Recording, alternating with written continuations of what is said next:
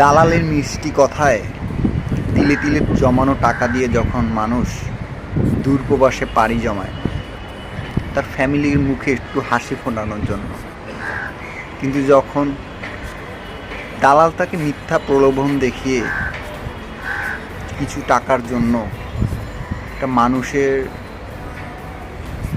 কতটা অত্যাচার যে করে বাইরে, এগুলো আমার একটা বন্ধুর সাথেই ঘটছে ঘটনা 2 দিন আগে।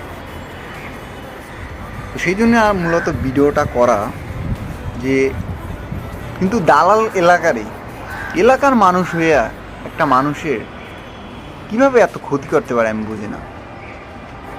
আমার বন্ধু বাহিরে গেছে, কাজ তো পাই নাই, তাকে রুমে টর্চার ছেলে আটকাইয়া প্রচুর নির্যাতন এবং বলে বাড়ি থেকে টাকা আনতে, আরও সে টাকাও দিছে, বাড়ি থেকে টাকা দিছে, তারপরও দালালদের আরও চাহিদা। তো একটা কথাই বলবো ভাই,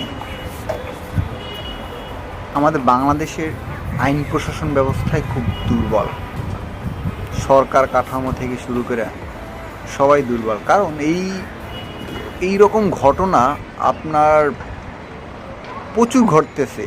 দালাল মাধ্যমে গিয়ে এখন বাহিরে রাস্তায় রাস্তায় হাঁটতেছে বা তাদের টর্চার করে আরও টাকা নিতেছে, কিন্তু এখন পর্যন্ত একটা শুনছেন যে এই নিয়ে সরকার কোনো ব্যবস্থা নিছে? সবাই বড় বড় বয়ান, এটা করে ওইটা করে, কিন্তু কাজের কাজ ভাই কিছুই না। তো যাই হোক, শেষমেশ আমার বন্ধুকে কয়দিন আগে আবার পুলিশে সেখান থেকে গ্রেপ্তার করছে। তো দোয়া করি যেন বন্ধু খুব দ্রুত আমাদের দেশে ফিরে আসে। ধন্যবাদ।